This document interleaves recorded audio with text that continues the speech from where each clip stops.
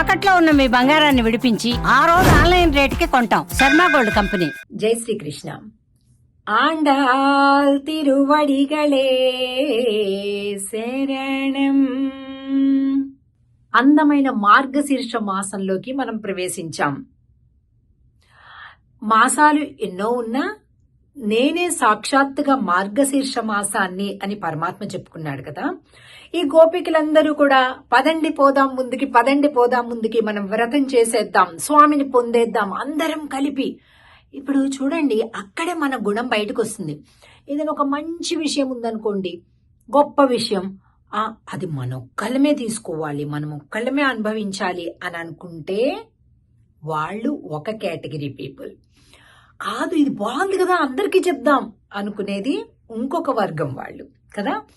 అలా ఆండాల్ తల్లి మరి భగవంతుడే ఫలితం కదా, అలాంటి ఒక వ్రతాన్ని చేస్తున్నాం మనం.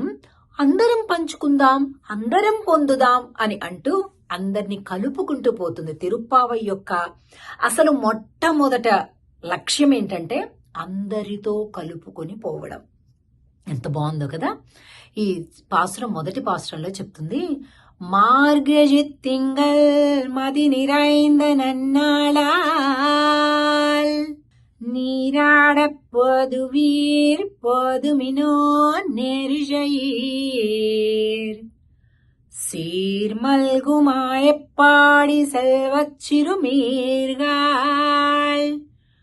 கூர்வேல் கொடுந்தொழிலன் நந்த கோபன் குமரன் ஏராரந்த கண்ணி யசோதை இளம் சிங்கம் கார்மேனிச் செங்கண் கதிர் மதியம் போல் முகத்தான் நாராயணனே நமக்கே பறை தருவான் பாரோர் புகழப்படிந்து ఏలోరెంబావాయ్. అరే, మనం ఏం పెద్ద ముహూర్తాలు చూసుకోలేదే, చేసేద్దాం వ్రతం అనుకున్నాం, ప్రారంభించేసాం.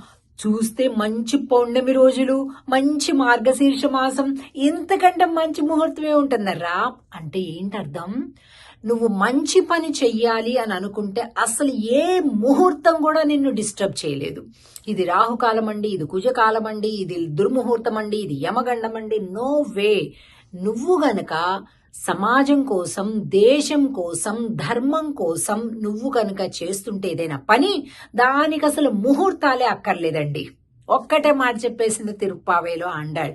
చాలా మోడ్రన్ గా అనిపిస్తుంది, చాలా ఏన్షియంట్ గా అనిపిస్తుంది కదా. అదే తిరుప్పావై. ఎందుకంటే వేదముల మొత్తం సారాంశమే ఈ తిరుప్పావై కదా.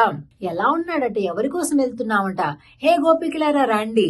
ఎప్పుడు కూడా నందగోపుడు ఒక ఆయుధాన్ని పట్టుకొని ఆ స్వామిని కాపాడాలి. ఏ రోజు ఏ రూపంలో ఏ రాక్షసు వస్తుందో ఏంటో కాపాడాలి, మన కృష్ణుణ్ణి కాపాడుకోవాలి అని ఎప్పుడైతే నందగోపుడు వేలాయుధాన్ని పట్టుకొని తిరుగుతుంటాడో, అలాగే యశోదమ్మ చక్కటి పెద్ద పెద్ద నేత్రాలు కలిగినటువంటి యశోదమ్మ దగ్గర సింహ పిల్లలాగా ఉంటాడు. అక్కడేమో తండ్రి గారి దగ్గరేమో వినయంగా ఉంటాడు, ఇక్కడేమో యశోదమ్మ దగ్గర సింహం పిల్లలాగా ఉంటాడు.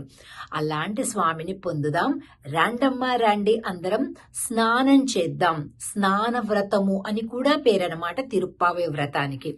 దాన్ని చేద్దాము అని అంటుంది ఆండాళ్ తల్లి. తిరిగి రెండవ పాఠంలో కలుద్దాం. ఆండాల్ తిరువడిగలే శరణం.